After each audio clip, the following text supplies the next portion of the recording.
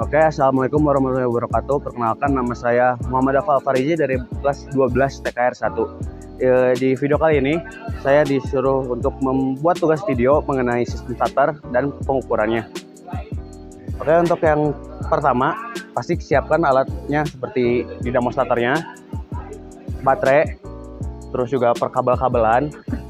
Terus jangan lupa alat ukur seperti vernier caliper, avometer, dan juga dial test indikator seperti gambar di sini. Oke, untuk pertama-tama siapkan sistem starter, menyiapkan alat yang dibutuhkan dan bahan yang dibutuhkan. Oke ya. Oke, untuk langkah kerjanya, setelah dinamo starter turun dari unit seperti yang ada di sini, kita baca pada lembar report sheet, menyiapkan alat dan bahan, kan kita tadi juga sudah ya. Terus membongkar motor starter, oke, dikeluarkan dari unit. Terus setelah dilepaskan dari unit, kita bongkar sampai terpreteli seperti kayak gini, dan juga casing-casingnya ini, dan juga untuk ini seperti ini, kameramen. Jika setelah dipreteli, si unit-unitnya pada komponen pada unit starternya akan terlihat seperti ini. Oke, untuk pengukuran pertama kita baca lagi dari report sheet ya. Periksa magnetic switch atau solenoid. Magnetic switch atau solenoid merupakan ini. Pemeriksaannya itu pull-in coil dan hold-in coil. Pemeriksaan bisa dilakukan dengan cara langsung kasih arus kepada si unitnya dengan cara buka baut terminal C, agar si kabel pada terminal C terlepas ya. Terus untuk pengukuran hold-in coil sama pull-in coil, gunakan kabel pada dua terminal negatif ya. Satu di terminal C, satu lagi di body ya. Terus untuk yang kabel positif berada di terminal 50. Untuk pemeriksaan pull-in coil sama hold-in coil, ya mah dia hiji dah. Bisa dua orang. Oke. Coba untuk pull-in coil, hold-in coil, dan return. Oke, berarti si unit solenoid berfungsi dengan baik ya. Oke, selain tadi secara langsung kita kasih arus dari baterai ke solenoid ya, kita juga bisa mengukur saat tidak di pull ya, saat tidak ada posisi standby, terminal 50 ke terminal C harus ada hubungan. Terus dari terminal 30 ke body jangan ada hubungan. Terus dari terminal C ke body harus ada hubungan. Terus pada saat posisi pull in atau si solenoidnya tarik, si terminal 30 sama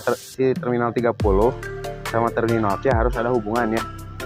Oke, next, cut.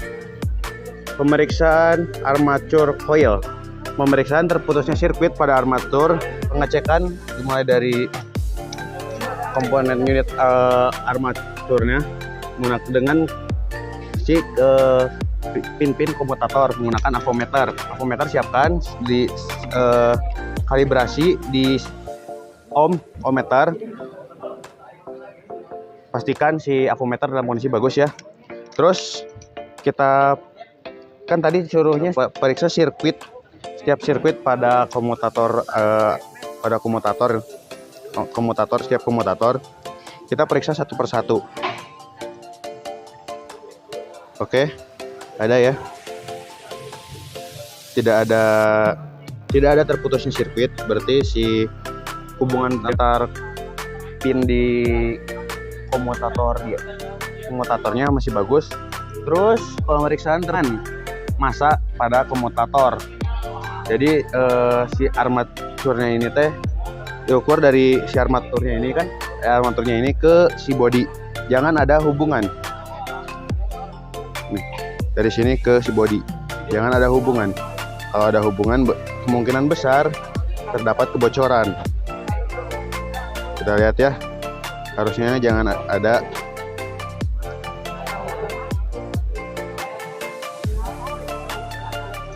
Kemungkinan besar terdapat kebocoran ya jika ada. Oke, next, pemeriksaan round out atau keolengan pada komutator. Keolengan komutator. Terus juga mengukur diameter komutator. Mengukur diameter komutator menggunakan vernier caliper. Vernier caliper, kalibrasi. Setelah dikalibrasi, baca, ukur diameter komutator. Lihat, kita ukur menggunakan vernier caliper untuk diameternya. Untuk diameter ada di 32 mm. Untuk ini diameternya ada di 32 mm. Ini berada untuk diameter bisa dilihat dari buku manual. Untuk buku manual diameternya kurang lebih standarnya tuh berapa ya? Sekitar 28 mm ya. Tapi ini mah karena unitnya berbeda, kemungkinan jadi diameternya lebih besar. Terus kita mengukur olengan si komutator menggunakan dial test indikator. Udah ada ya, kita setting dulu.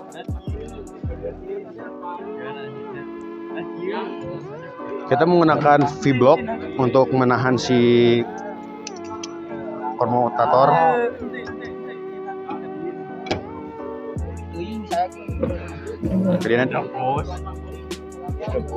Terus kita melakukan penyetelan pada unit dial test indikatornya.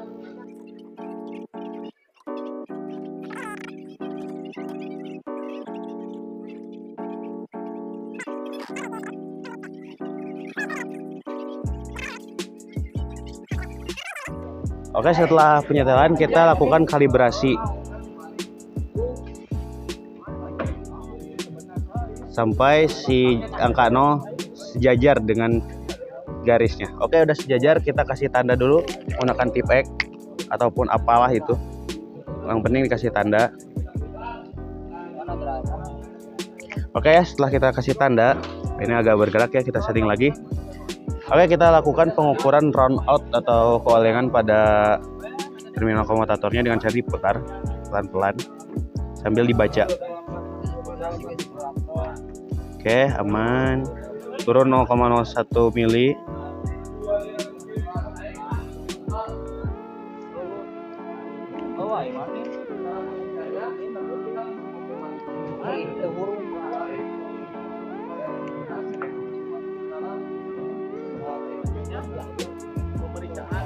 Oke, next, memeriksa terputusnya sirkuit pada feed coil.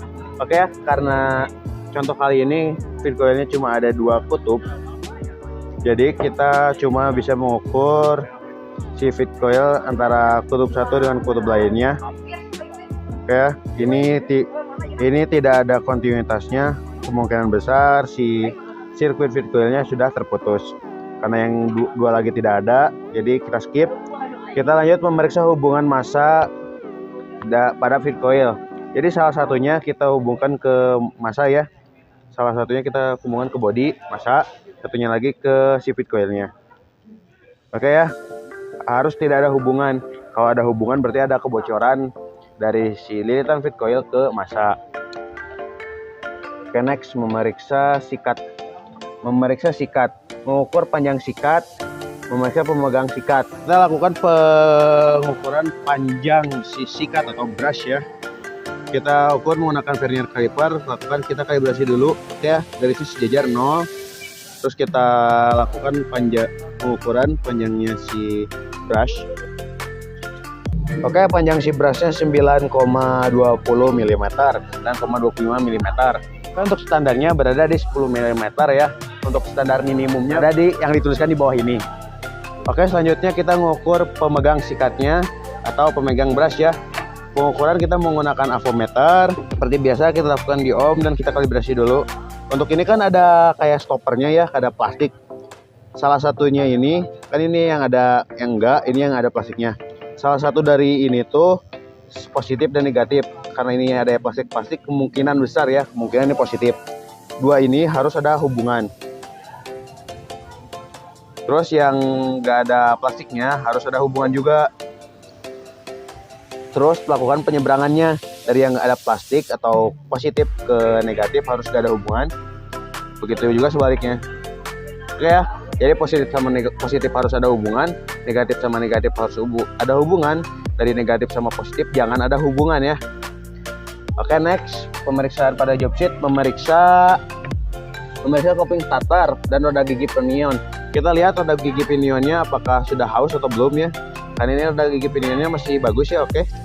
Terus sekarang memeriksa one way clutch atau starter clutch-nya ya, atau kopling si starter. Untuk pemeriksaannya kita putar searah jarum jam, bisa berputar ya. Terus untuk yang berlawanan arah jarum jamnya harus gak bisa berputar, berarti ini si kopling starternya masih dalam kondisi bagus. Untuk pemeriksaan pengetesan pada full in test, sama kembalinya roda gigi pinion, kita bisa pemasangan kabel-kabelnya dulu. Pastikan si kabel pada dinamo starter terhubung pada si terminal C. Terus pemasangan si kabelnya untuk kabel positif di terminal 50 dan terminal 30 ya. Terminal 30 kayak gini. Terus untuk yang negatifnya kita tempelkan saja ke body ya. Gak body starternya kita bisa dari body ini. Untuk melakukan pengetesan pemutar gitu menyala, kita lakukan kayak gini aja. Harusnya ini menyala ya karena si akinya ngedrop, jadi nggak bisa nyala. Nanti kalau nyalanya akan saya kasih contoh seperti di video ini. Untuk yang ini kebalikannya dari yang pemeriksaan volt in test dan full in test. Kita bisa lihat seperti yang saya jelaskan sebelumnya. Untuk yang positif, kita bisa tempelkan langsung ke sini. Oke. Untuk body dan terminal C. Kedorong, terus hold sama return. Kita ulangi untuk pull in, hold in sama return. Oke ya. Pemeriksaan sudah selesai untuk kabel tambahan ya. Terus untuk ininya, kabel si dinamo starternya kita sambungkan dulu. Lalu kita pasangkan si murnya. Untuk pengukurannya dari unit starter, untuk gambaran sederhananya dari kabel-kabel yang dari unit starter ke kabel ke probe positif ke probe merah di avometer. Terus untuk yang kabel satunya lagi ke probe hitam pada avometer. Terus selektornya kita ubah ke 20 volt. Tadi ukur standarnya ya, kita ukur standarnya kurang lebih di 12 voltan. Terus kita nyalakan, harus ada penurunan. Karena ini tuh avometernya agak error. Nanti kalau ada turunan misalnya jadi dari 12 volt 12,5 volt, nanti akan ada penurunan kayak 11,99 volt. Berarti itulah penurunannya. Ampernya berarti kita dapat di 90. Oke, segitu saja dari saya. Mohon maaf bila ada salah kata atau perbuatan atau juga salah langkahnya. Wassalamualaikum warahmatullahi wabarakatuh.